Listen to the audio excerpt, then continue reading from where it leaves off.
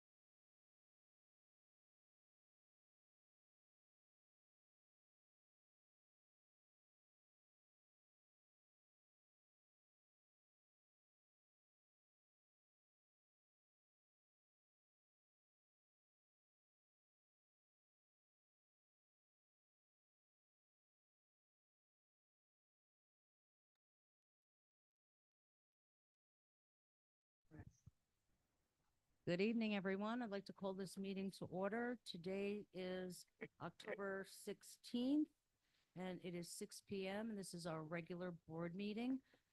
If you would please, if you can, join us for the pledge.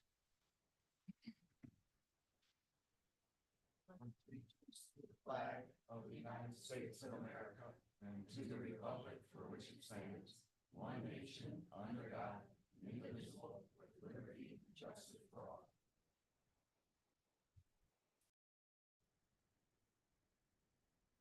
And if everybody doesn't mind, I'd like to just have a brief moment of silence for not only the tornado victims here in our community. Fortunately, while we did have injuries, it doesn't appear anyone lost their lives, but plenty of lives were lost during this storm and Helene.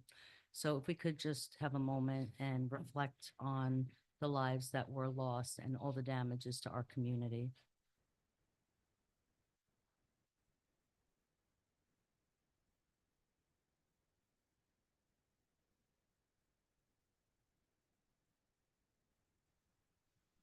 Thank you, everybody. All right, let's get started with roll call. Frank, if you want to start. Can you guys hear me? Oh, there we go.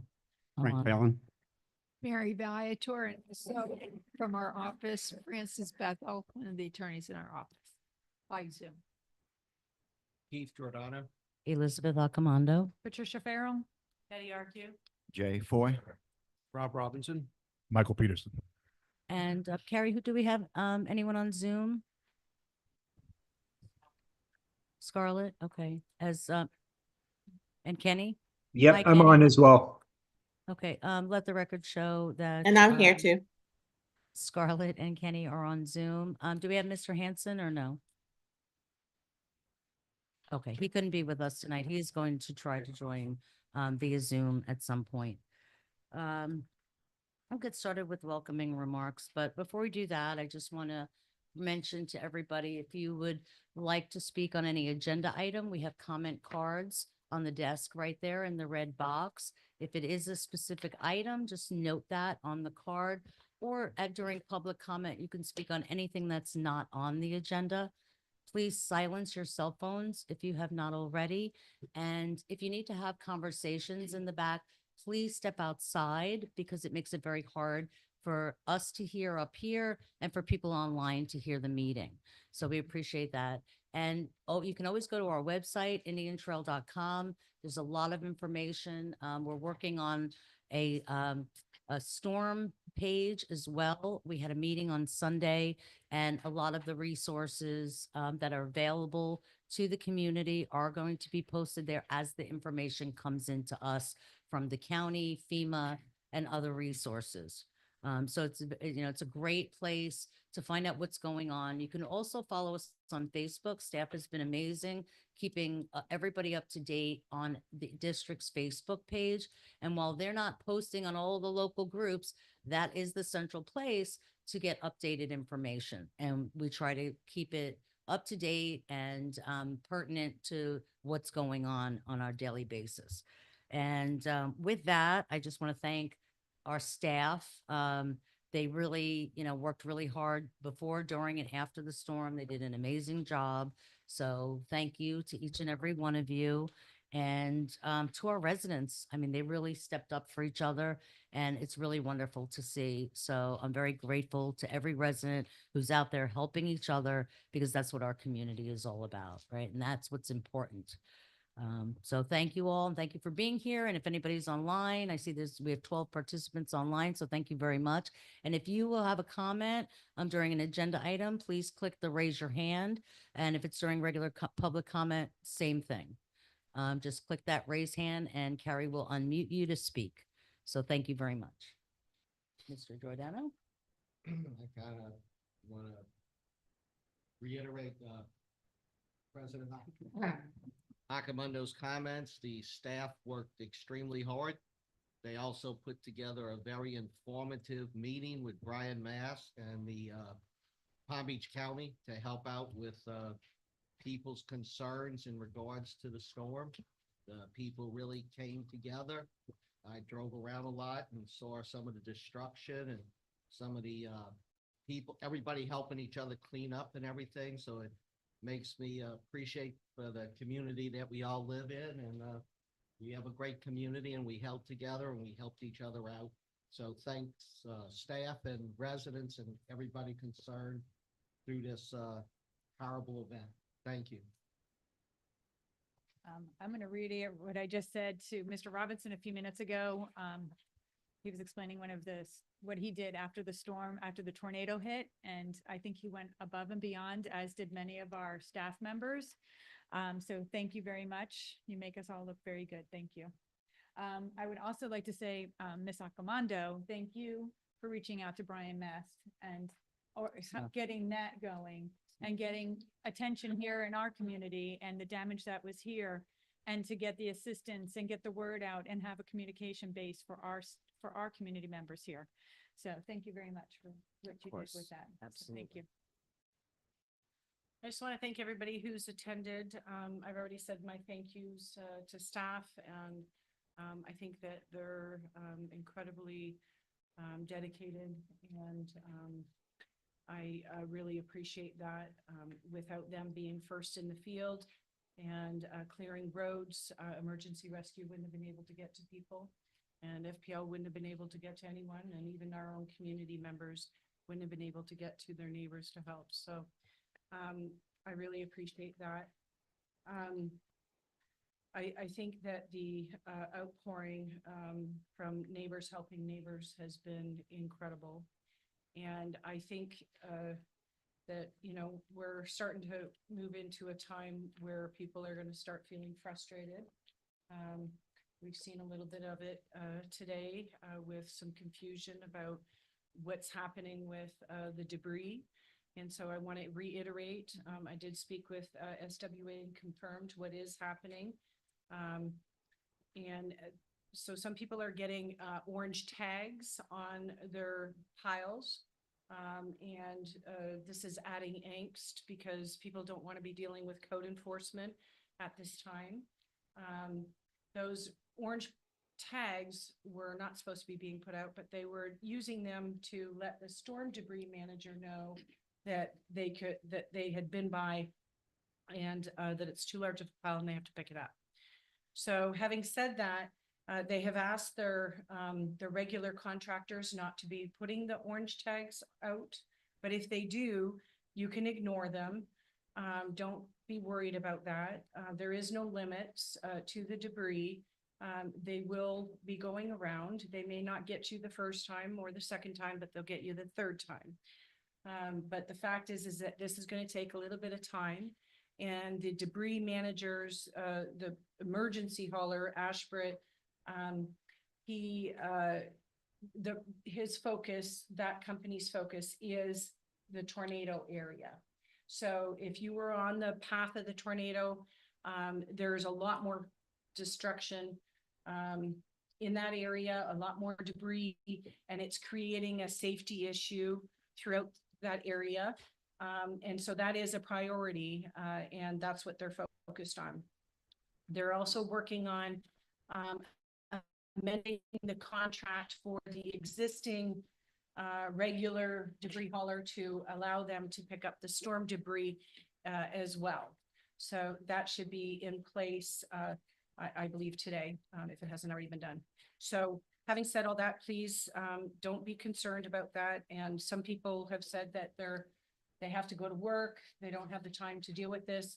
This is going to be a process that's going to be ongoing for a while. So if you haven't been able to clean up all your storm debris, you're going to have a little bit of time. So just do what you have to do. Take care of your family first, and make sure your needs are met, and it's all going to be taken care of. And with that, I want to say thank you to SWA for that.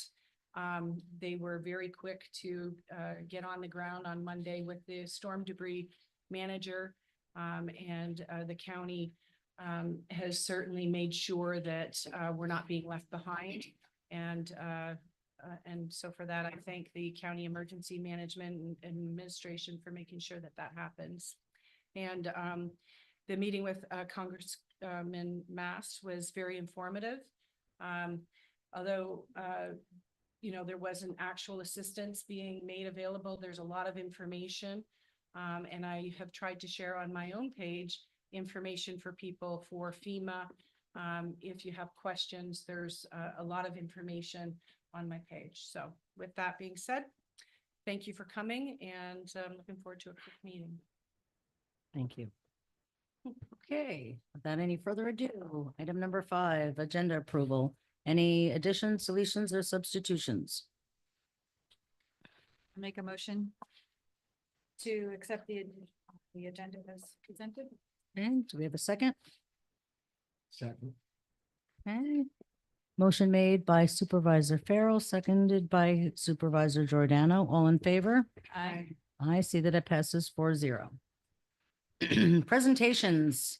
We have PBSO. We have Captain Turner here this evening. So if you want to come on up and give us your update, sir, we thank you.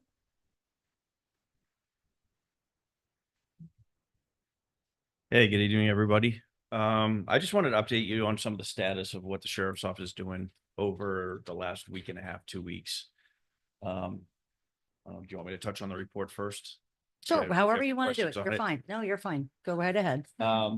Usually I'll just answer any questions if you had them on the reports. But I think the hurricane is kind of what's on everybody's mind, or the tornadoes that touched down. Absolutely. I know there's a lot of worry that the sheriff's office isn't out here in full force. You only have 4 deputies usually.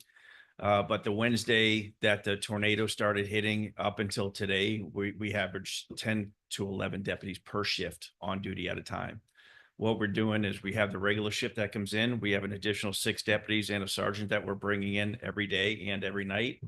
And with that, we have a list, 3-page list of properties that down trees, down power lines, everything that has been collected over the past week or so. And literally those 6 deputies just go from house to house or location to location on this list, double checking to make sure there's no issues. They're going out, they're walking around the houses. They're doing everything we can to persuade or dissuade people from coming out and trying to loot or, do any additional damage or whatever they might want to try to do. So that is going to continue at least through this coming Sunday.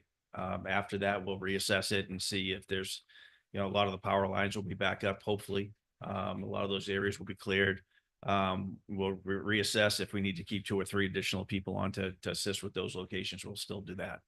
But Thank as you. of right now, we had 26 total calls for suspicious incidents, suspicious persons over that 1-week period. One of them was people supposedly looting in a residence. It turns out they were the homeowners. Yeah, there was another Always couple looking of at. suspicious vehicles going up and down the roadway. So that information's been passed on. There's only 3 vehicles that have been called in as, suspicious. And our deputies are out looking for them each night that they're out here. So, other than that, really, there hasn't been one call that has come in for looting. There were 2 total theft calls over that 1-week period. One was speakers that were taken off of a golf cart, and the other was a ring that was taken out of a house, but they think it was a friend of a family member. So really, there's a lot of people concerned that looting is happening. Nothing has been called in and that to reflect that. So I do want to add, though, that if anybody knows anybody's house that they think is being looted or they're seeing as a potential issue, please let us know. If it's not on the list, we'll add it to the list so we can have the deputies go out and walk around and check it. And we'll do everything we can to keep it from happening. So Thank you. that's all I can say. Captain Turner, do you guys have a count of the number of homes that had really severe damage? Yes, it is broken down here. This one, it goes either minor or destroyed, which that's actually all in Waxahachie Groves. There were a couple that were destroyed. But for out here, we have 3, 4, 5, 6, 7 that we had a severe damage. Probably about 15 or so that were moderate damage, and there was a handful of minor damage. Okay, thank you. So- I appreciate that. More. People were asking if we had a count, and it's not something we did. That's just what we've seen from driving around. Right. We could be missing stuff, but we know the path. If you don't, the sheriff and the Major Coleman from the West Region actually went up in the helicopter and completely went down the entire length of the tornado from start to finish, starting, or south of Southern Boulevard all the way up Mhm. into Avenir area. So we have a good idea of the path that it took and where we should look for those damaged homes. And that's what they've done is follow that area. So we think we have a pretty good list of what has been damaged. But if we, like I said, there's times in there where it actually popped up and then all of a sudden it dropped again in another Right. location. So, and there were like 107 tornadoes that hit in Florida and whatever it was in that day. So we could be missing other areas of Sure. smaller ones that have touched down. But like I said, we have a pretty comprehensive list. And if people call in and they want to check to see if it's on there, we'll add it to it. If it's not, I could give them, like I said, the office number and they can call right down there and add it to it if they Can you want. provide that Sure, right now? it's 561 Uh-huh. 687 6801. Thank you very much. Yeah, they could just call the front desk and say, hey, I'd like to add my property to the list of damaged homes So from so the. the front desk will have your list? Yes, to that's know- my, so they could that's my say- admin that's up Okay, there. so So they'll they could know. say that, okay, is my house on the list? And Yes. if not, please add it. Okay, wonderful. Absolutely. I just want people to hear that and be aware that they can do that. I think it's important. This way they know you guys are keeping Mhm. an eye out. Absolutely. I just want to thank you very much for you and your whole, all the PBSO that you have worked hard. I know this is a very trying situation and what you're saying here and all puts a little, Ease them off. ease on our residents, especially with some of the stuff going on that y'all aren't out here patrolling. So it's very important that they know that, yes, you all are out here patrolling and doing a great job. At Brian Mass's thing, there was a few people that complained about looting. You've dispelled that. It's not really as rampant as some people Well, said. if they do know of it, they never reported it. I guess that's the only issue. Thank you very much. Sure. Y'all did a great. job. Yes, thank you for all your work, your hard work. It's the and- guys. It definitely wasn't me, Well, every. And then PBSO, believe me, when they yes. were calling them out the night of the tornadoes, I'm like, we really want to call them up prior to these tornadoes stopping? Yeah, I don't like the idea of it, but they were out here chasing them for the night. So we got a couple deputies that like to chase the tornadoes for some reason. Well, we appreciate that. Thank Get their adrenaline going. Too much dopamine. Well, thank you. All right. Anybody else? Good. Did you? I forgot in my comments to thank PBSO and Fire Rescue as well. And I know you guys have been out there and I really appreciate it. Thank you. So thank you for your work. And just for the board too, I don't know if we were covering Citrus Grove. We do have a meeting coming up that we're gonna finalize what our plans were gonna be for that event. In the next, probably tomorrow afternoon, so. Great, thank you. Patty? No. Okay, thank you. Thank you, sir. Okay, next up, 6.2 Fire Rescue, Chief Famaro.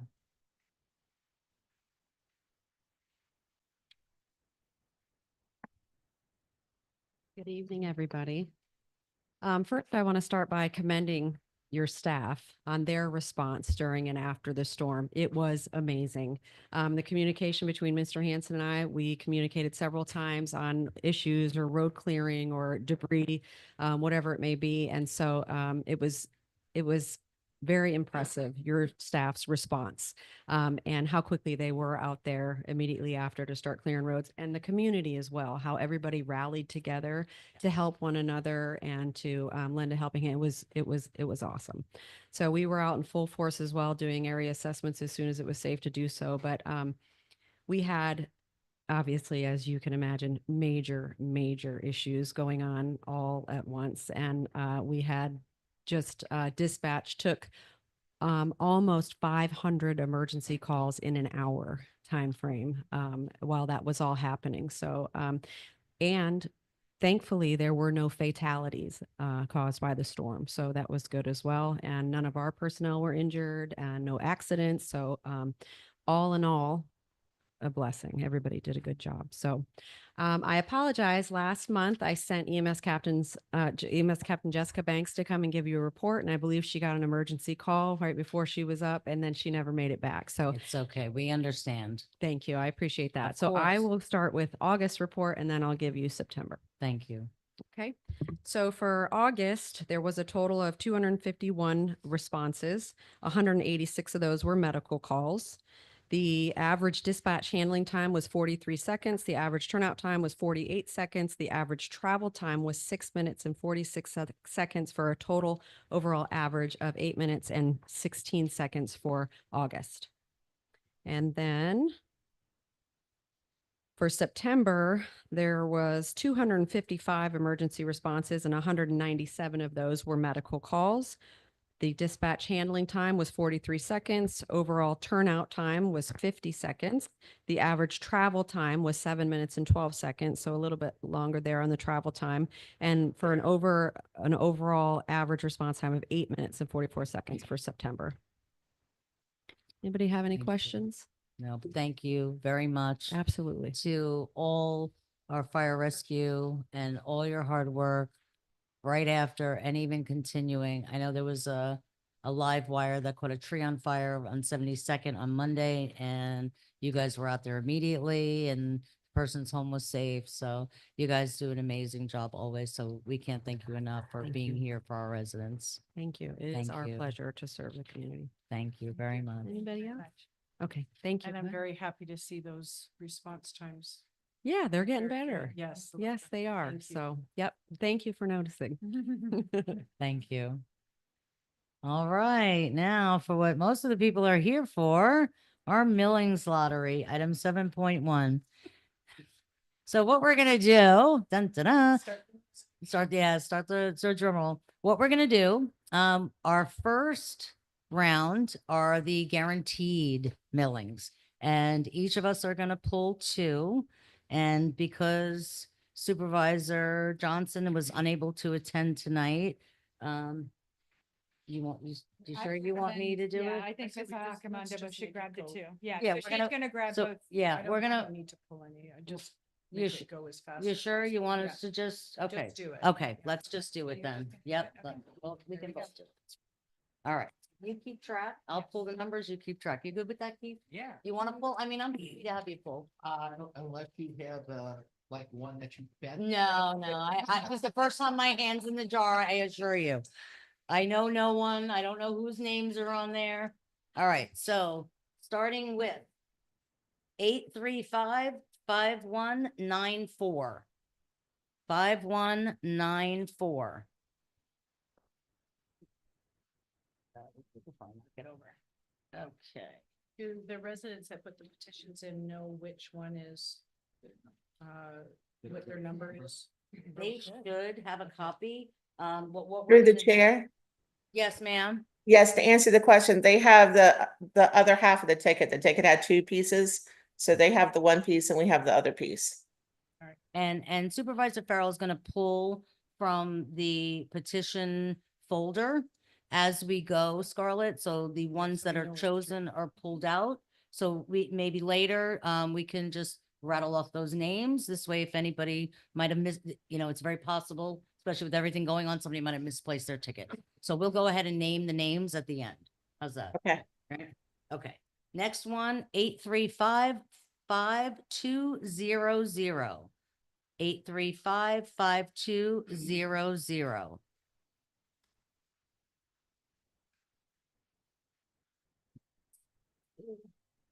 Next, 835-5199. 835-5199. Why don't you just tell the last three digits? Well, no, because, no, let's Okay. name the whole thing. We have it on our sheet, but they don't have it out there. So let me do the whole number.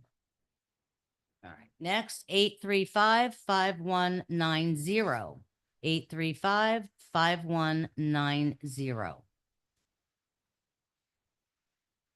While you're doing that, do we know Yes. how many petitions we actually received in total? Scarlett, do you have a count there? 40. 40? So a little 40. bit, 20 less than, 20 something less than last year. Yeah, I think we received 62 last year. Right, right. Thank you. Okay, next number is 835-5205. 835-5205.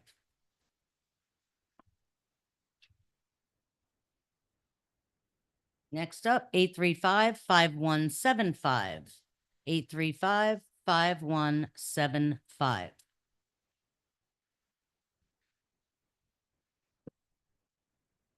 Next is 835-5214. 835-5214.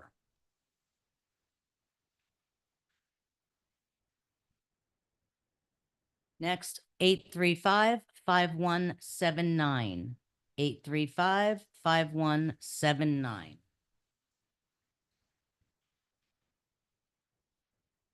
Next, 835-5174. 835-5174. And last but not least, guaranteed, 835-5202. 835-5202. Okay. I'll make a motion to receive and file. Second. Okay, we have a motion to receive and, I'm sorry? I'm sorry, I was just gonna say, I couldn't hear what the motion was, but you repeated, thank you. To adopt, receive and, Oh, sorry. yeah, Yeah, okay, so I'll read it out, Scarlett. Motion to adopt the following 10 roads to receive millings during fiscal year 2025. And do you want me to read those numbers out again? I'm just gonna read the last three numbers. So the first one was 194, then 200, 199, 190, 205, 175, 214, 179, 174, and 202. And Keith seconded that. Yes. all in favor? Aye. I see that it passes 4-0. Now we're gonna move on to the next 10, which are not guaranteed, but will be backups. If for any reason, any of the above roads that we just mentioned do not get done, these will be pulled. And do we pull them in any particular order, or how do we decide? Like, so so it's gonna be this one would go first, that I'm pulling first. Is that accurate? Yes, that's Yes? correct. Okay, That's what we did last year. Okay, I just want to clarify that for the residents. So if one of these that we already called do not get their road done for whatever the reason might be, this will be the next one in line and so forth as we read the next 10. So this number is 835-5180. 835-5180. Separate, yeah. Okay, next. 835-5208. 835-5208. 835-5191. 835-5191.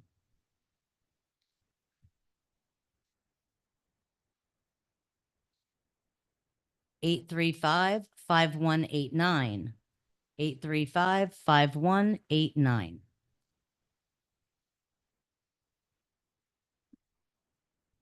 835-5176. 835-5176. 835-5193. 835-5193.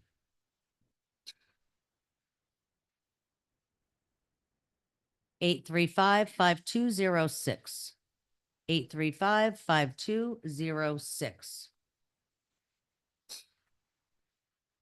835-5207. 835-5207.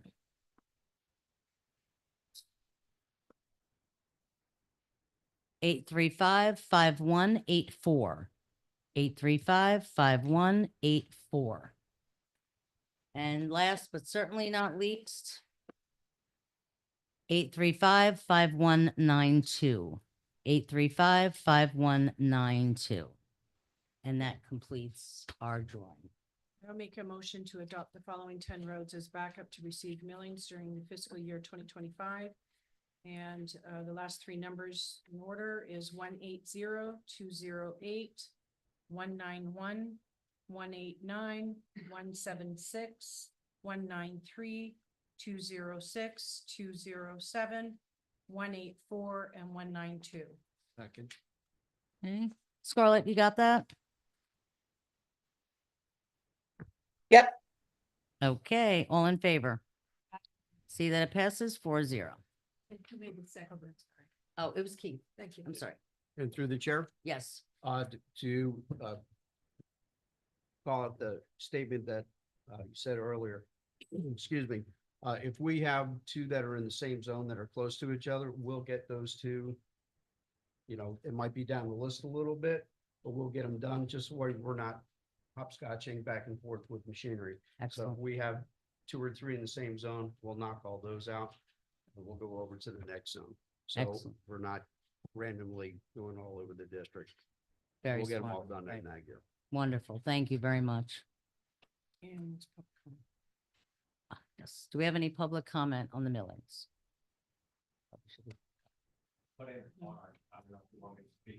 Sure, absolutely. Come on up. Carrie, are you working the clock or is Scarlett? You are? Thank you. 3 minutes, yes. Yes, we'll give you 3. It's not crowded, so we got the time. My name's Jim Fayes. I think you've heard me talk before. I'm in the forgotten section. Oh, That's the one between 168 and Cheatham Hill. There's 57 homes, 3 vacant lots. 5 of the homes are on Cheatham Hill. One of them's on the corner of Okeechobee and Cheatham Hill.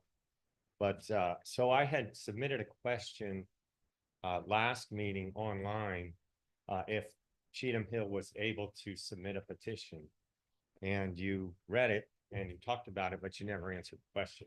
But I did call the next day and get it answered. But you started talking about trees and sidewalks and whatnot. Anyway, so they did not submit a petition, but I have talked to the 5 addresses. 3 are in favor of millings. So that road services 57 homes.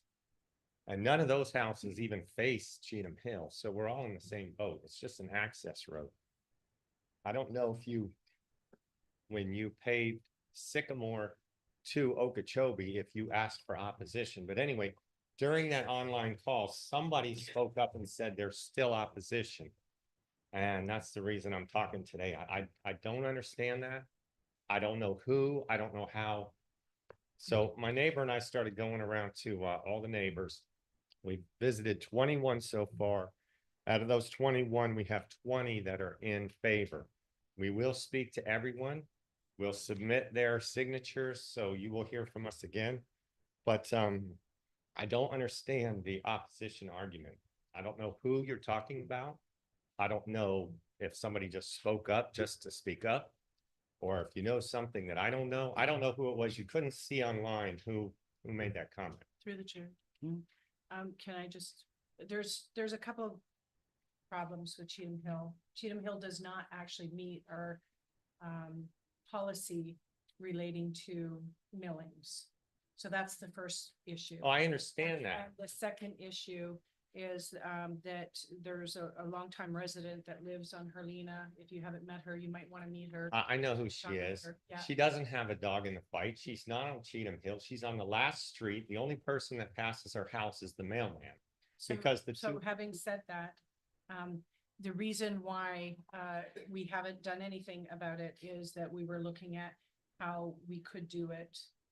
But it doesn't meet the millings policy. it doesn't meet the millings policy for submission for your lottery, but you've paved longer streets and you've milled longer street. And so that's my point. I'm not asking them to be considered for that. I just think it would be good in general because of the money you're spending to grade both those roads that run parallel to each other with 3 lots, separating them.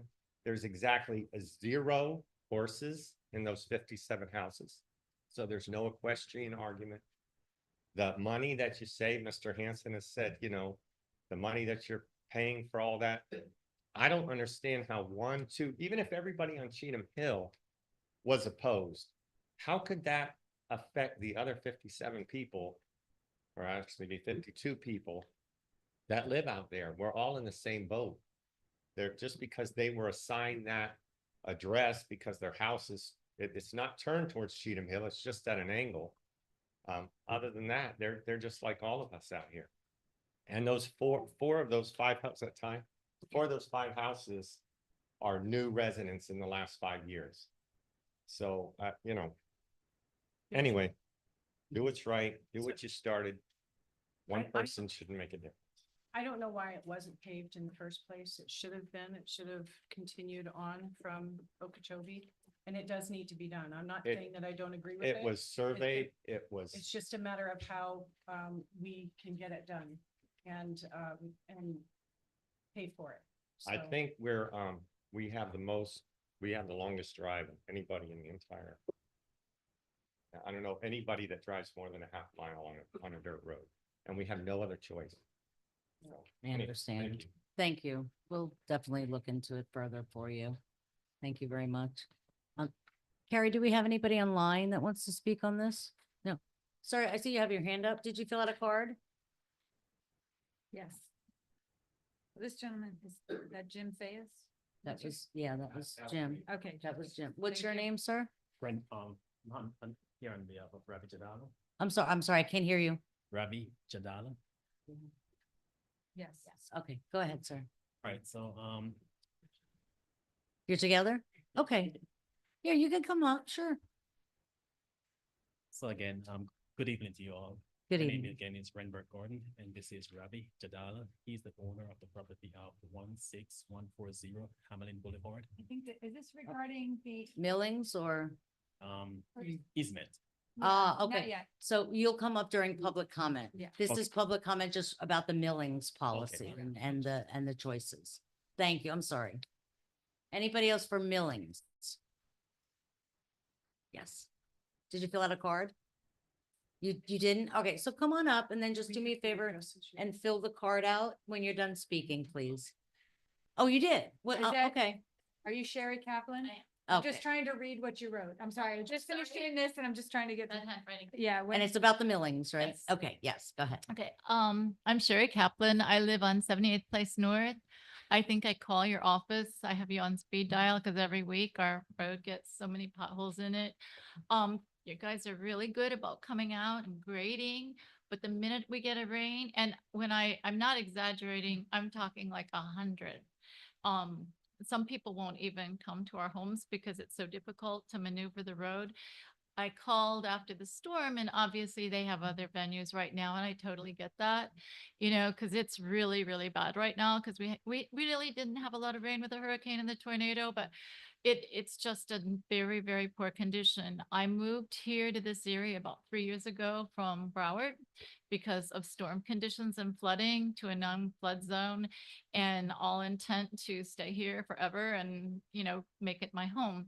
I've been coming to these milling lotteries for this is my 3rd year. The first year it was, you know, people camping out and now no camping out. And then again, I'm the one that did the petition for the neighborhood.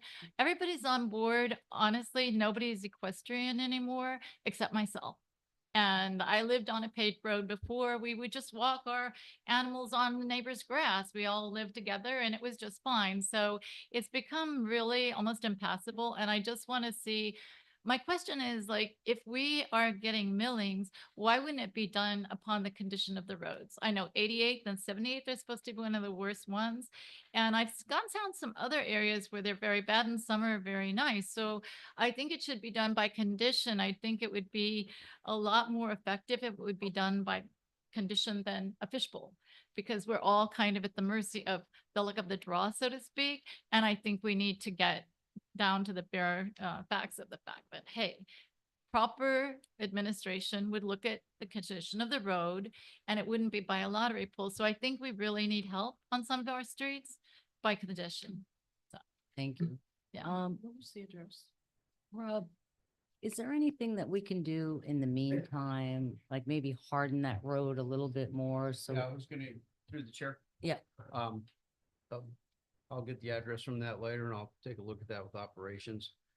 When we do the block millings, as I said earlier, it's easier for us to come in and do 4 or 5 at a time. That's why a lot of people are like, oh, they're coming. And then all of a sudden we pick up and we'll be back in a couple more months. So be patient. We're getting around to everyone, but I will take your address after this and I'll get with operations I think it's on tomorrow. the card if you can We'll read it. assess that, see how it looks. Is it, let me make. I mean, it must cost a fortune to keep grading the road every week because ours is literally done at least It once a does. week. Yeah. It's 70th Okay. place. right? Okay.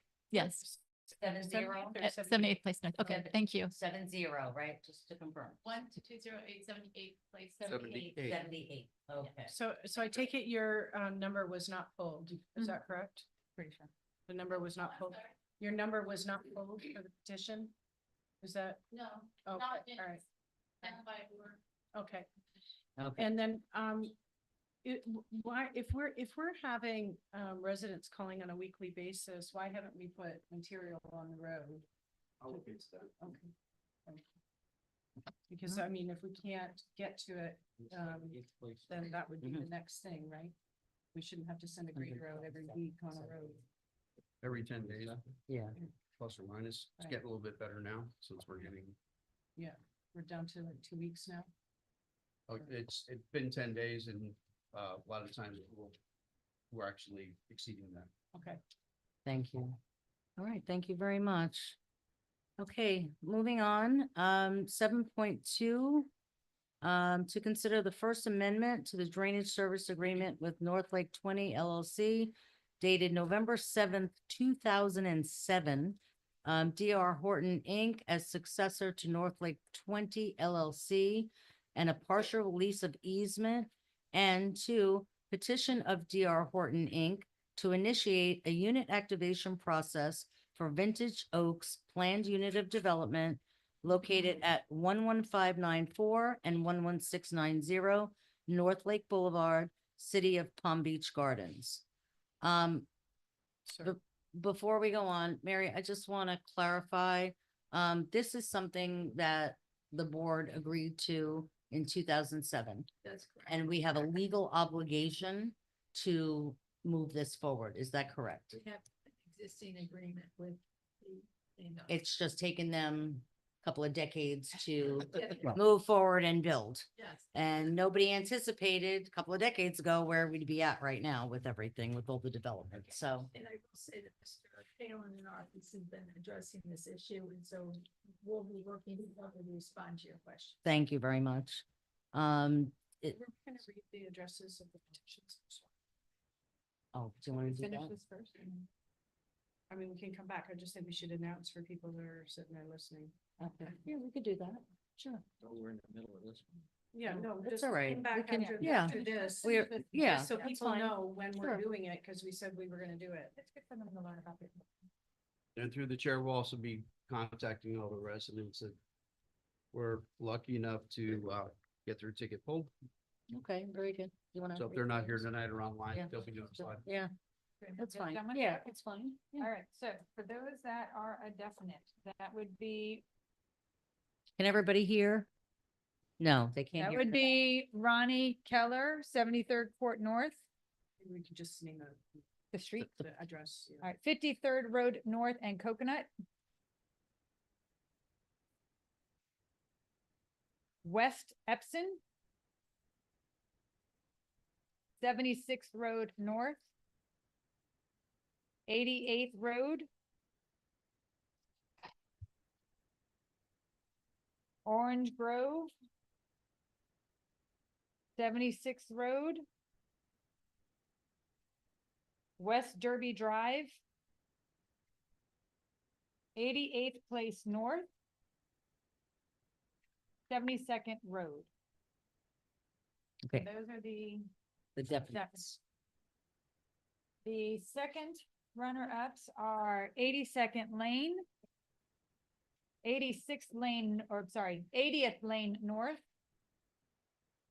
76th Street North, 82nd Street North, 74th,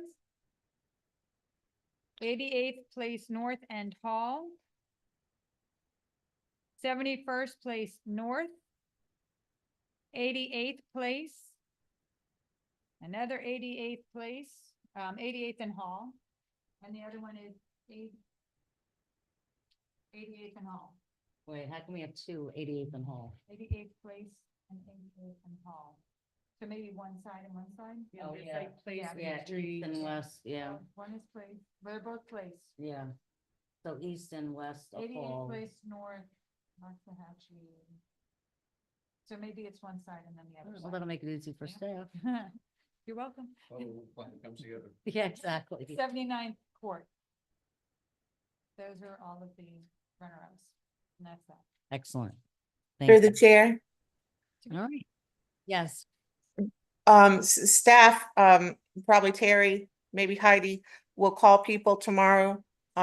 We usually call the person who turned in the petition first as point of contact to let them know that it had been selected.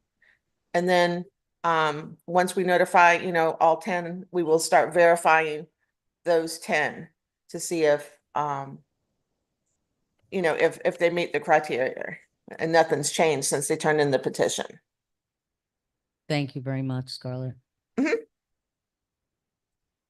Okay, back to 7.2. Does any of the board need any additional information before we go to a motion? Through the chair. Mhm. I personally think that this warrants a lot of discussion. And the first part is that considering the past week, we haven't had an opportunity to speak with legal. And I had previously requested documentation from legal and haven't had a chance to actually have a sit down other than a 2-minute conversation outside. The agreement that was signed in 2002 actually had conditions.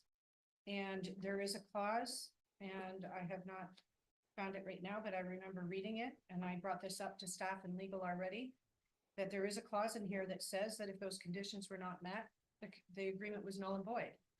So I disagree that we have an obligation. I believe we have an obligation to do our due diligence, and I believe that even if we are obligated under this, the original agreement was not for 110 townhouses to be built. And there's a lot of questions with respect to that. And we don't have sufficient drainage for the M1 basin as it is. And I just think that we are doing a disservice if we move forward with this at this time. And I would like to request that it be tabled to the November meeting and have the opportunity to have discussions with legal and engineering regarding it. So I make a motion to table it to the November meeting. I'm seconding, yeah, plus to bring back documentation because in 2007. It is included in the backup, but again, we haven't had a chance to really go through it. Okay. Okay, so Scarlett, you got that? We're gonna table 7.2. Supervisor Argue, seconded by Supervisor Giordano. Yes, Okay, all in favor of tabling 7.2 to November? Aye. See that it passes 4-0. Okay. 7.3. Consider pursuant to ITB 2024 004 0-2024/MP and the FDEP grant for the M2 bypass project number 91084.020. Consider selection of contractor and award of contract for construction. And at this point, I'd like to turn it over to Mr. Robinson or Mr. Foy, if you want to elaborate on this for the community and for the board, Mike, did you want to do it? or Mike, or Who drew the? whomever. short straw? Yeah, whichever one of you is drawing the Put it short. together. Okay, Mike, We then put it- let's hear from Mike. Thank you. Good evening. He combed his hair and everything. for So, that. all right, so then we gotta let him get some camera time. But you got a little spot. Hey, just tap that down right there. Like 2 weeks out of. That's all right. You Yeah. get a pass. All you guys get a pass. Good evening. February 15th, 2023, the board authorized staff to indicate an invitation to bid on the M2 bypass project with the FDEP grant. The bid was published on August 11th, 2024 and broadcast through Demand Start over 2,700 vendors and suppliers, 50 of which showed interest by downloading the project manual. At 1 p.m. on September 30th, all bid submissions were due. By this time, the district had received bids from 5 vendors. Four of the vendors' bid amounts were relatively close, ranging from $344,000 to $357,000. With the 5th vendor, J&M Pipeline, coming in lower at $277,000. After evaluating the 5 bid packages, staff recommends to receive and file the 5 responses to the invitation to bid, waive any minor irregularities in bid responses, award the contract to the responsible and responsive bidder which submitted the lowest price, J&M Pipeline, and direct staff to prepare a contract, obtain necessary signatures, and authorize the president to execute the completed contract. I would now refer you to Mr. Foy and Mr. Robinson for any questions or further details. So if you don't mind, somebody, one of the residents was questioning our process. And if you would just briefly review how the bidding process works, because they didn't seem to understand, and I want them to hear it from you, not from me, how exact and how precise and how the process works for the bidding, that there's no funny business going on with this, because that was that accusation. So I want to bring it out there because that was very disappointing to hear. So I think it needs to be said publicly for those that may question any type of, legitimacy to our process, and assure them that it is absolutely 100%. If I might, Yes. first off, the purpose of the project is to lower the exit pipe from the impoundment so we get more storage. We can bring it down between storms. So there's going to be quite a bit additional storage. That's the purpose. Second, this is a contract through Palm Beach County because at the time that district was not eligible to receive these types of funds. So not only the existing Indian Trail process and FDEP process is also a county process. So we've got triple checks on anything that would be funny business. There is no such thing in such a well-defined contract. We have an agreement with Palm Beach County. We have an agreement on the grant with FDEP. So you can't vary from that. We have also a non-contact, I can't remember the specific name of it, but it's a cone of silence type thing, where as soon as a bid goes out, which is advertised for 2 consecutive weeks in the paper, no one who is going to bid on it can contact anybody in staff or on the board. It's not allowed. If they did, they would be disqualified. So there cannot be any contact after the bid is advertised. If somebody wants to query about a project before it goes out to bid, and even in speculation, they can do that. The bid is advertised online through Demand Star in this case. None of us know what's going into Demand Star. That's a completely separate process. None of us, including the board, has any input or exchange with Demand Star. Your staff, Mike, in this case, deals with Demand Star online, not personally. And we get the results from that online application. Once they are at the point of opening, which none of us have seen, it closes, the bids are read out loud, and then staff evaluates. There was a 3-team of Mike, Rob, and myself to look at it to see if the applications were complete. We are not selection committee. You are. You have all the documentation in the backup. So there is no contact between any vendor or potential bid award person with any of us until after you authorize us to go into contract negotiations. And that's when Frank essentially and Mike take over to put together a contract. So there is little to no opportunity to have inappropriate contacts. Thank you very much. I just wanted to get that out there and made perfectly clear. Madam Chair, can I add to that? Yes, of course. The contracting process in the state of Florida is governed by Florida statutes. We're subject to Florida statutes primarily, principally Chapter 255 Florida statutes. There's a lot of detail in there how you go through the entire process.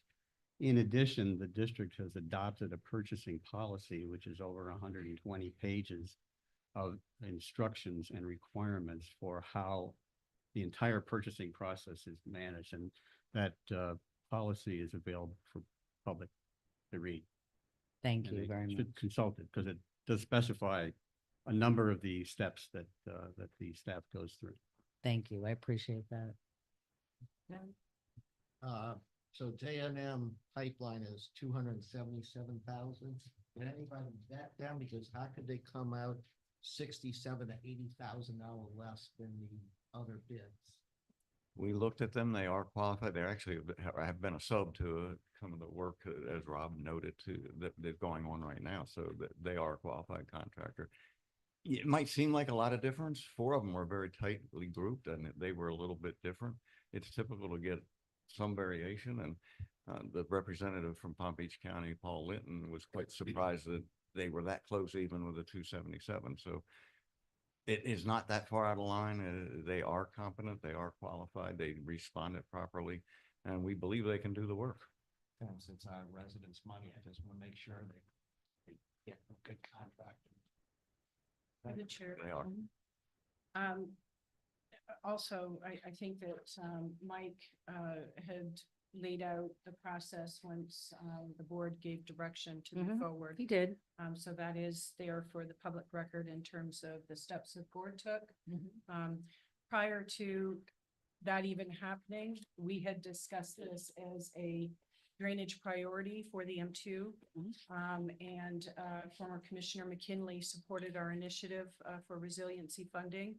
We were actually trying to get the funding through the state, and ultimately the county stepped in and helped us with that.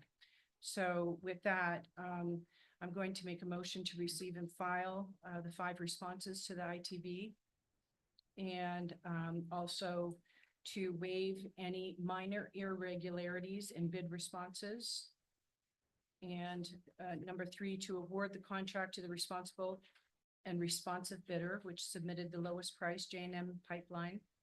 And 4, direct and authorize staff to prepare a contract subject to engineering and legal review, obtains necessary signatures, and authorize the president to execute the complete contract. Very good. Do we have a second? Second. Any public comment? Carrie, anybody online? No? Okay, let's call the vote. All in favor? Aye. I see that it passes 4-0. Scarlett, you got that? Who seconded? You did already. Keith. Okay, Supervisor Giordano, if you could please talk into the microphone. It's very difficult to hear you. Yes, ma'am. Thank you. Okay, 7.4. Consider the purchase and installation by FRG for used guardrail on legislative boundaries along 162nd Drive North and East Sycamore Drive. Does board have any questions for staff? I would like to thank staff because this was on our agenda, I think, last month. Yes. And so I really appreciate that you guys went back and took another look at this and figured out a way to reduce the costs. So with that, I'd like to make a motion to authorize staff to purchase and install a used guardrail from Florida Roadway Guardrail and Signs, AKA FRG, for an amount of $69,055. I'll second. Okay, any public comment? Nothing online, no one in the audience. Okay, call the vote. All in favor? Aye. See that it passes 4-0. And through the chair, Yes, sir. I think there was one more property on there. We'll get with legal on that. We might actually reduce that number a little bit more. We've used them successfully in the past on 180th. They provide a good product. It's used guardrail. So, and there's nothing wrong with it. Structurally, it still makes the same thing. It's just cosmetic.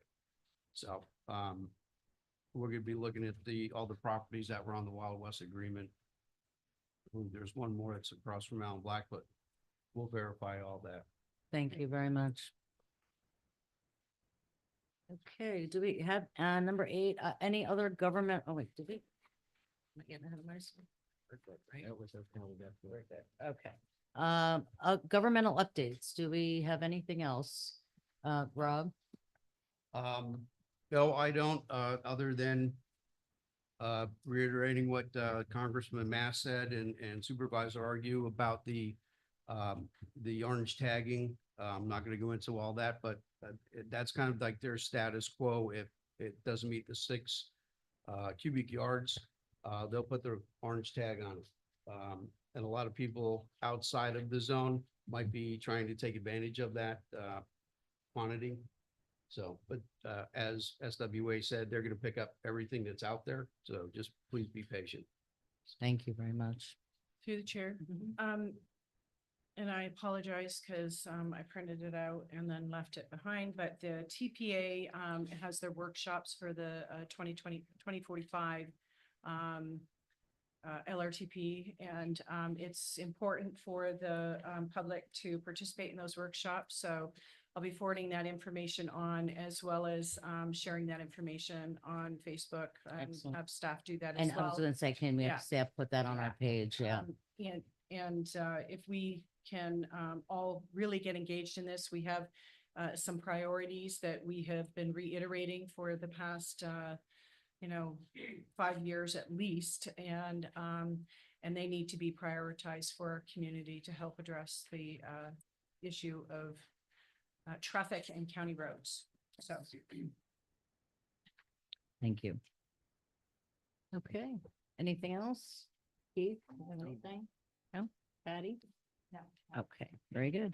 All right, let's see, we can do public comment. Well, 7 o'clock.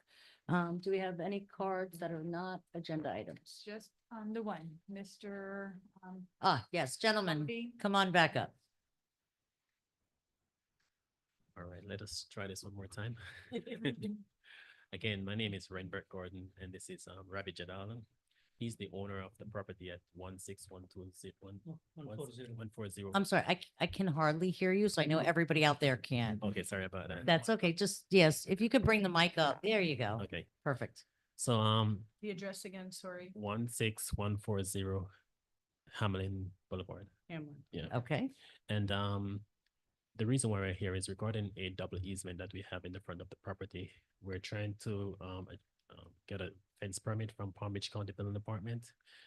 We send over an email on, believe it's September 25th, regarding the issue regarding the 50-foot easement.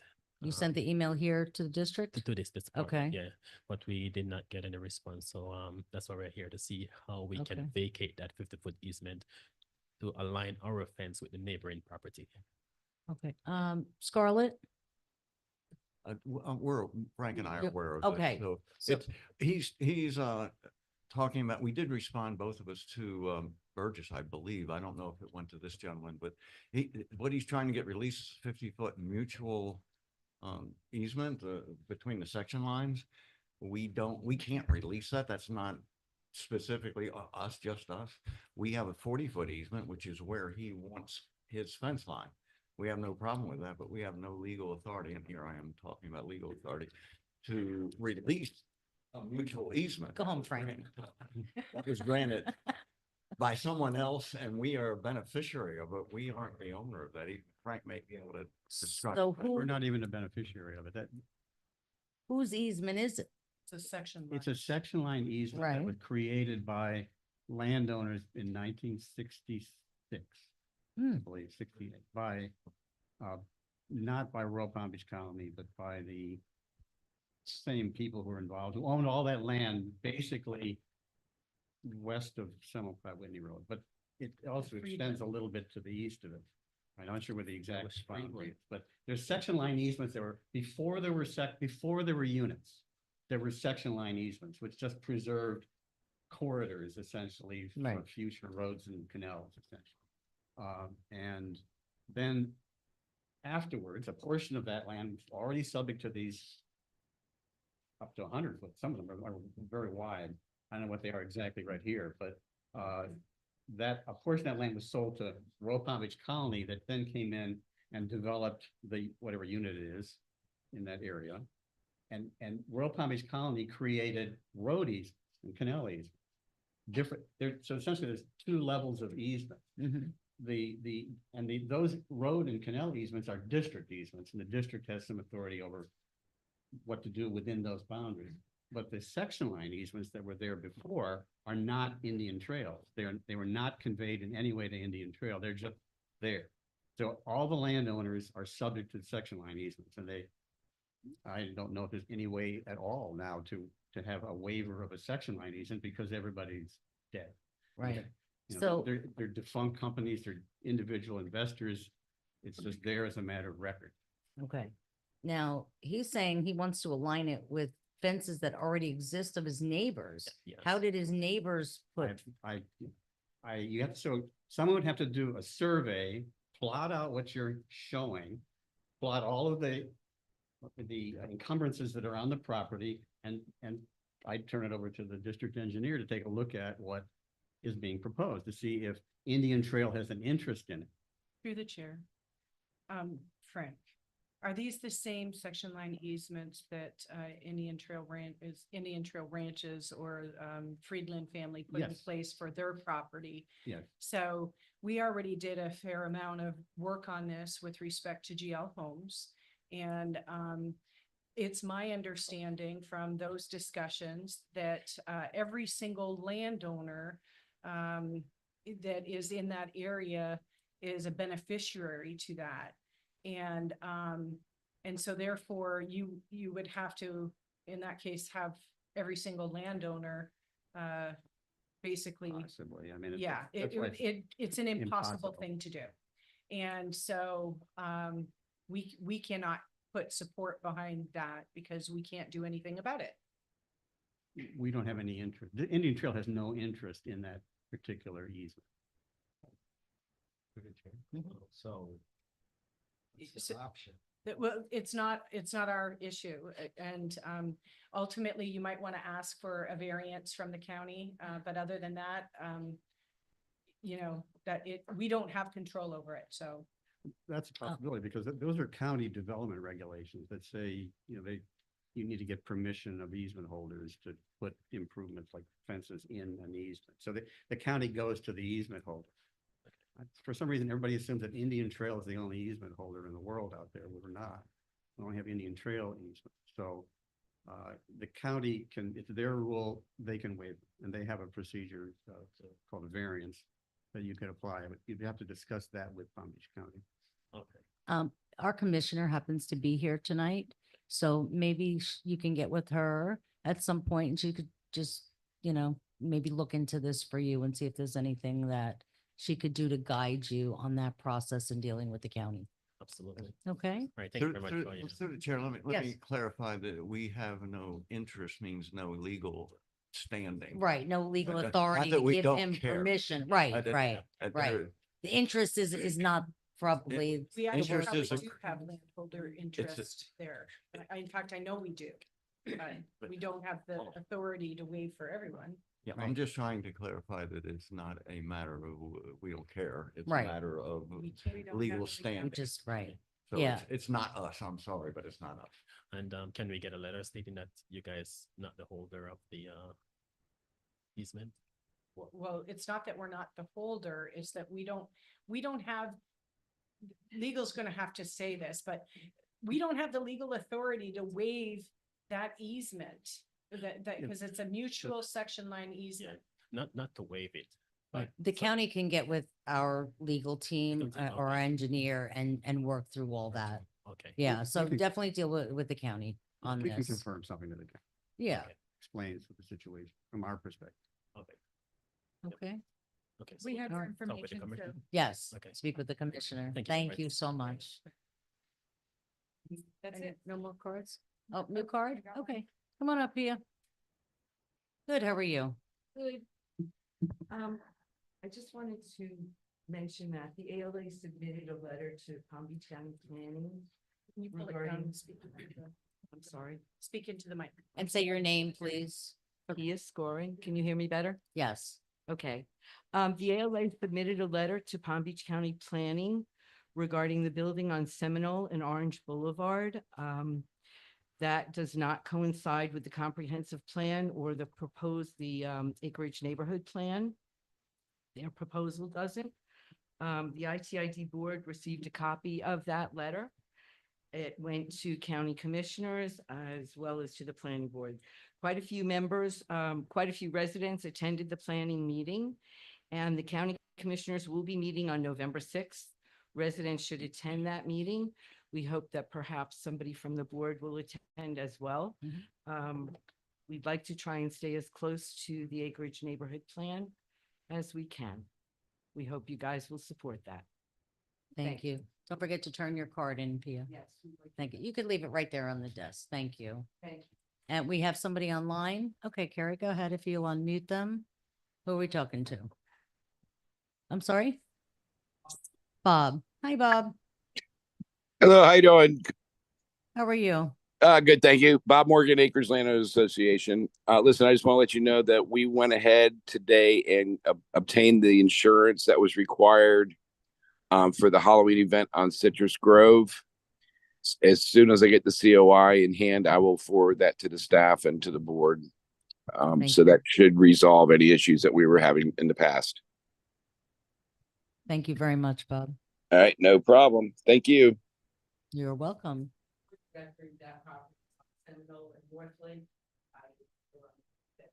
That's okay. I knew what you meant.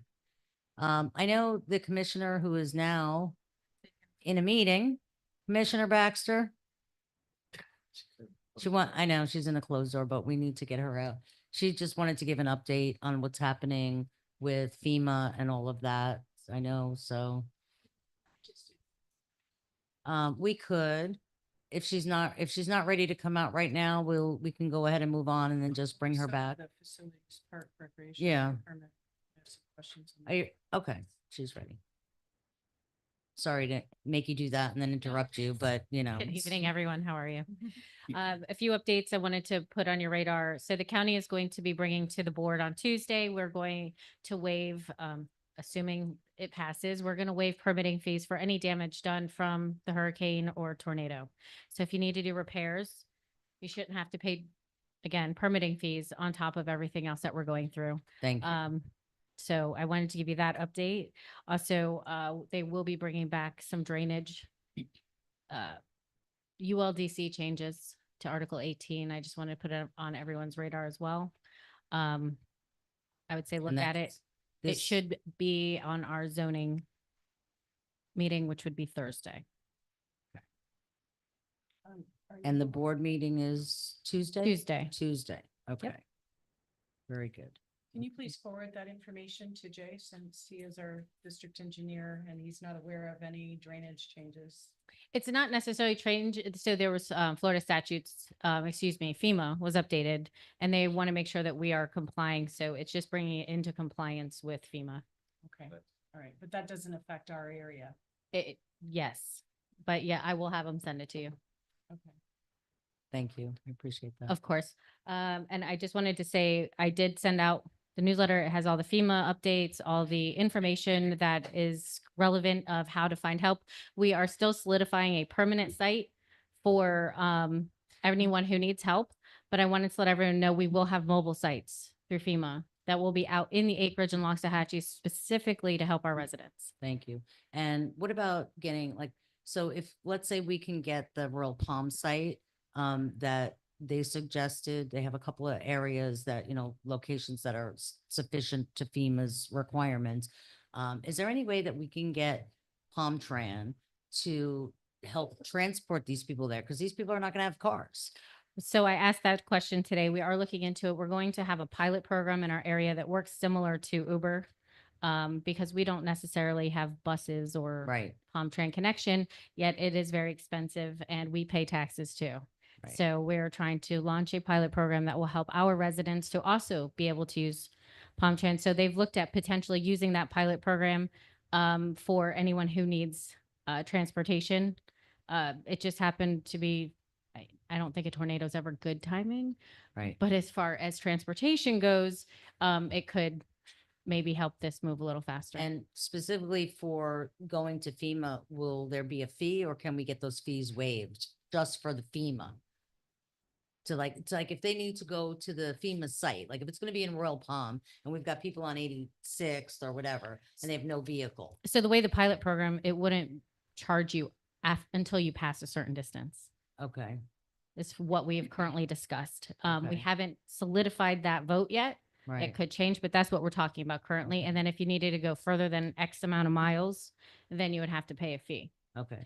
Well, maybe you can get that tweaked just for Well, this. again, why we're having the situation. mobile sites too. Because Right. we don't want people to have to travel far. There were some things thrown out I wasn't a fan of. They wanted to put the FEMA, only one main FEMA site in the gym off of Pearson Road in Wellington. Right. That was It's not fair to our residents. correct. I mean, we shouldn't have to travel that far or that distance. The other thought was putting the permanent site there, having a satellite location in the Royal Palm where my office is. That was a potential solution, but ultimately Councilwoman Selena reached out to me. She's going to give direction Thursday night for their staff to make some space potentially available as well. So that's why I say there's a few things in flux as far as where that permanent site will be. I was just happy they will be mobile to come to our residents. Yes. Thank you very much. And that is all for my update. So unless you Okay. have any questions. Anybody? No? Thank Thank you very you. much. Have a Thank you great for evening. updating the residents. Okay, any other public comment? Carrie, anybody else online for public comment? Bob, welcome back, Bob. Bob? Hello again. Sorry, I was just getting the unmute thing here. No Can worries. can Commissioner Baxter, if she could possibly check that email that was sent out last night, the only link that actually worked on that email was I'm sorry, I had it pulled up here, was the disasterassistance.org or .gov. The rest of them on the email does not work. Any of the county links all go to a 404 page. When we checked them, they did work, but I will look into it again. Because I checked it as soon as I got the email last night and they were all dead. They were It's- working, so I'll have to find out why. Okay, thank you. Thank you. Thank you. Okay, is that it? Carrie, okay, fantastic. All right, moving on, item 10, facilities, parks and recreation. The approval for facility use permit for Locks Life Camps. Does anybody have any questions about this or do we have a motion? So, Kenny, are you with us? Yes, I am. Okay, so, because of the recent discussions that we've been having about insurance and additional requirements, and working with the ALA and having intimate knowledge about how difficult it is to address this. I'm curious, has the board adopted policies already regarding sexual abuse and molestation for insurance requirements for permits? It's funny. And if we have, what are they? Because I put it in writing and I requested it and I did not get it. And secondly, we have a request for a permit here that involves children. And I think we opened up a can of worms here. So I would like to know what the status of that is. This particular permit, they do have the sexual molestation coverage. And they also have the background checks. As far as the policy, I'll have to get with Frank and Miriam. So what is the coverage then? It's 1 million, 2 million. So they have a separate policy that covers just that. Correct. Okay. Madam Chair, we have Yeah. added, we recently on advice and recommendation of Aegis, the insurer, district insurer, upgraded our minimum categories of insurance requirements, levels of coverage and categories. And it specifically includes a provision in there for when it's appropriate, there would be the sexual abuse coverage.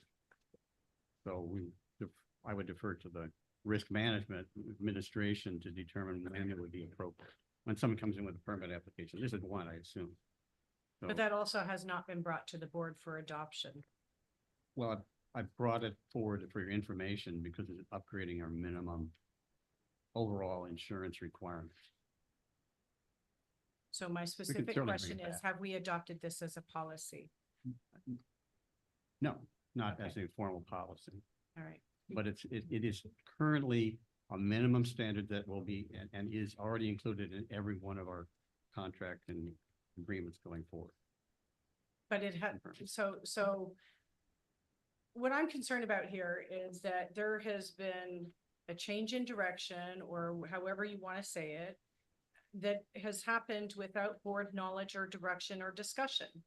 And I just think that until that happens, it's not appropriate for us to be putting stipulations on permits unless we have done that. So that's my personal opinion. I appreciate staff doing their job and bringing those recommendations to the board, but it is this board's job to set the policy. And I think that we need to be reminded about that. Our job here is to actually be reviewing those things and discussing it and making those decisions. Staff can get recommendations from our risk management, from insurance, but as I understand it from discussions I've had, it's not a requirement for our insurance. So again, I think that this needs to be a discussion of the board and policy set by the board. And so with that, I'll make a motion to approve the permit for lock slide camps for the specific dates at Hamlin House that are in the permit. I'll second it. Any public comment? Any online? Okay, call the vote. All in favor? Aye. See that it passes 4-0. Scarlett, you got that? I did, Scarlett? thank you. Thank you. And can we put on for the November meeting to have this conversation, please? Will you make a note? Yes, I will. Policies that we're amending as a result of implementing this. Okay, item 11, consent agenda. Looking for a motion to approve consent agenda items 11.1, 11.2, and 11.3, excuse me. To make the motion? Do I have a second? Aye. Or yes.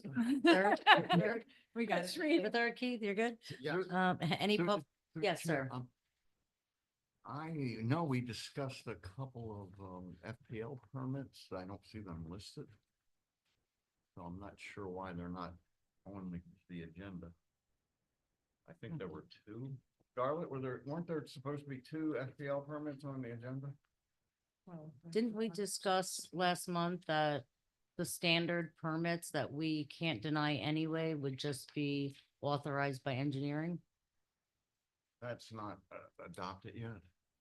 So Yeah, staff can't be making changes of board policy. This stuff needs to come We back to the had board for this, the board right, we had directed. this conversation though The last board has month not directed that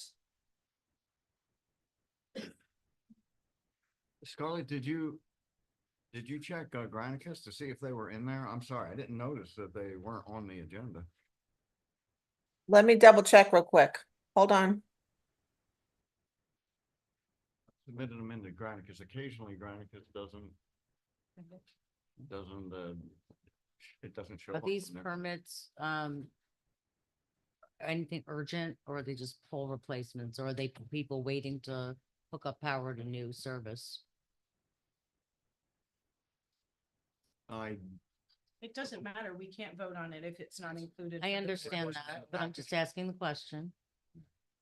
Because I- last month, people waited 6 weeks to get connected to new service, so, want to try to, I don't recall off that. the top of my head. I'm just. Through the chair, yes, I see one that it looks like it was submitted to Granicus, but it wasn't placed in the agenda for some reason. And that was on the FP&L Directional Board of Special Permit 437. This is a revised resubmittal special permit. It's for the east side of Mango. And just for the record, one of the reasons why these permits coming to the board is important is for us to actually review, because in the past, we're the ones that are familiar with our community. And in the past, there are times where there are recommendations where it looks great on a drawing, but if you actually know the area, the street, this does not work. So, you know, we can't, we've got to be looking at these things, and it is important for it to come back to the board. If it's an emergency and you need to call an emergency meeting, then so be it, but we can't. To answer your question, this was a permit that had expired. And there was a transmission for submittal almost 2 months ago that the check was not known that it had been received. So it should have been on last month's meeting, but it's this month. I don't think it's an emergency, to answer your specific question, but That was my it's been concern. it's been a pending permit for, well, it was issued and it expired. So it expired about 6 months ago, 8 months ago, something like that. So it's nothing that we really need to, Now that Scarlett reminded me, this can be pushed till November. okay. Thank you, Scarlett. I'll make a motion to approve the consent agenda 11.1, 11.2, and 11.3. Second. We actually had, Had it, yeah. Already? Made a motion and Patty, you seconded it. yeah. already. Okay, who made the motion? you, Oh, Patty did, and okay. then you seconded it. Okay, Any public comment on the consent agenda? Nobody online, nobody in-house. Okay. All in favor? aye. See that passes 4-0. Okay, any staff presentations? Mr. Robinson? I'll just give you a brief update on storm cleanup. We've got ops crews out there clearing all the canal easements for debris, both vegetative and any other construction related. So we're starting down south. We're working our way up to the north end. It's going pretty good so far. There's very little road space. So what we're doing is actually trucking it all over to the impound. Mr. Lester is quantifying all that. So we can turn that in from FEMA and got our reimbursements on that. Which impound? M2. That's where we have our burner set up. Sorry. So that's going well. We're using our contract trucking and our dump trucks as well. And it's moving along. It's moving along. Which we can see, so thank you very much. Aside from that, Hamlin and is going well. Speed bumps are going in today. They're finishing up permanent striping on 180th and 60th. So we'll be looking to final that pretty soon. And that's about it. I'm sure I'm missing something, but we're pretty much focused on getting all the debris picked up and then restoration as quickly as possible. And then we're going to be addressing some no parking by the school. Yes, Mr. Foy has been working with our EOR for the R3 on that. So that's one of the issues. We've done that before in the past with Loxahatchee Groves Elementary. They like to park in between the signs, so we've actually worked with PBSO, yes, PBSO to get the correct signage that they can enforce and get that posted up. So that would be one of the things when all that is complete, that package will be put out. Great. Through the chair. Thank you. On that issue, a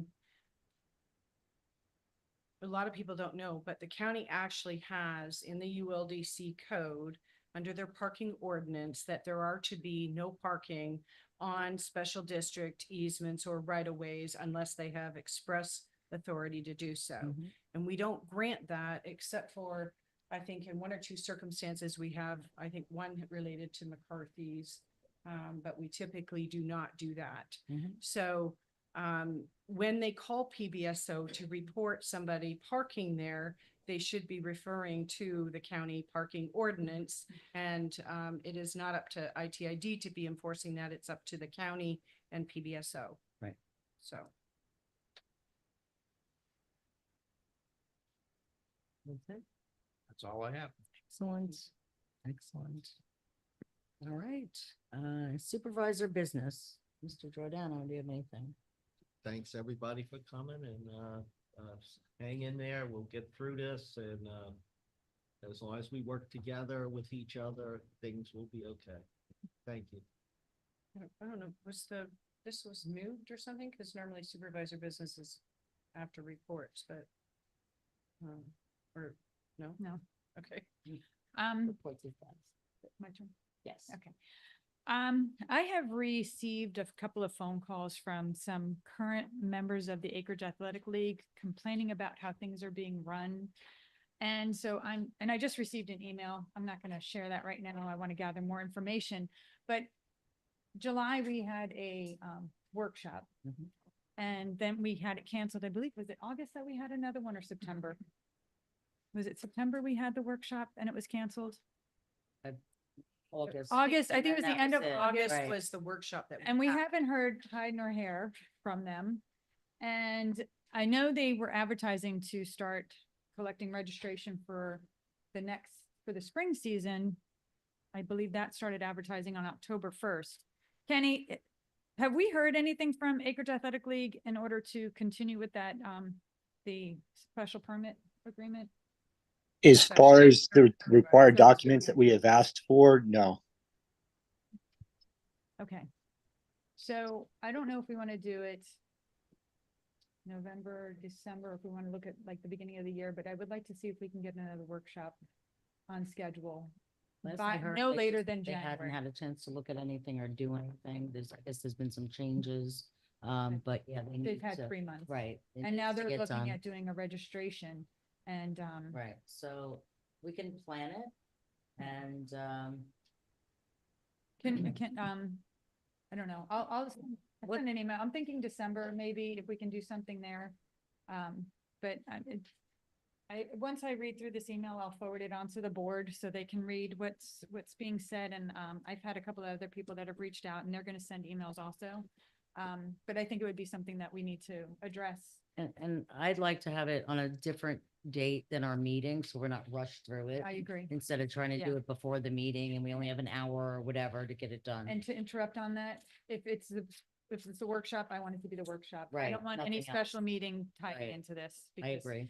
So, okay, so, let's see if we can get something scheduled sooner than later. Okay. Through the chair, Yes, since December is busy for everyone in different ways. If the board members could please email me what dates are good for them, and then I'll use that to coordinate. Okay, absolutely. Thank you, Scarlett. thank you. Mhm. And as a reminder, our regular meeting on December is December 18th. Thank you. Okay. That's all I have for now. Thank you. And again, thank you, everybody. PBSO, fire rescue, our staff. I think you guys are all stellar and I appreciate everything everybody did for this anomaly of a weather storm that we had that hopefully we will never, ever, ever see again. And all the residents. Yeah. And the residents, yes. That's all I got. I don't have anything else to add. Commissioner Baxter, do you want to add something? Okay. The links are working, apparently, the website links. Yeah. Okay, all right. I don't know if Bob is still with us, but maybe he could just double check. Maybe it's just a glitch. Maybe clear your browser, but you probably know that, Bob. I don't have to tell you that. All right. Well, thank you for checking. I appreciate that. Okay. Again, I just want to reiterate, thank you to our staff, PBSO, Fire Rescue, SWA, Congressman Mast, everybody that came out, the commissioners, county staff. You know, I'm going to say it again. We always feel left out, right? And it was really important. And I'd also like to point out, again, how amazing our residents are, and they came together for each other. And that's what this community is all about. You know, everybody bickers on social media and everybody has their own ideas about things and different opinions. But in the end, we're all together, and that's what matters, that we look out for each other, regardless of the differences of our opinions and regardless of anything else. When it's needed, help is there, and that's what this community is all about. So thank you all. And I'd also like to add that Il Pomodoro WPTV is doing a restaurant fundraiser through Scripps Howard Fund, and a lot of restaurants, Wellington, Jupiter, here and there, were involved in this and raising funds for the community for the tornado victims. And Il Pomodoro stepped in, and they are, for the next couple of weeks, Tuesday, Wednesdays, and Thursdays, donating 20% of their sales for the entire day on those days to this fund to help our local residents. So I just wanted to publicly thank them for doing that. It's not something they needed to do.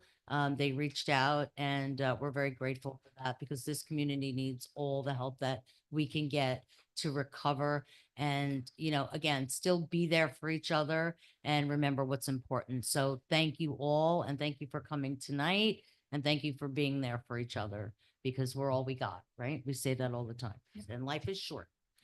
So with that being said, let's move on to reports. Do I have a motion to receive and file? I'll make the motion. And do I have a second? Second. Okay, Scarlett, you got that? Supervisor Farrell and Supervisor Giordano second. Do we have any public comment? Nothing online, nothing in the audience. All in favor? 4-0, it passes, and this meeting is adjourned. Thank you so much, everybody. Shirt up.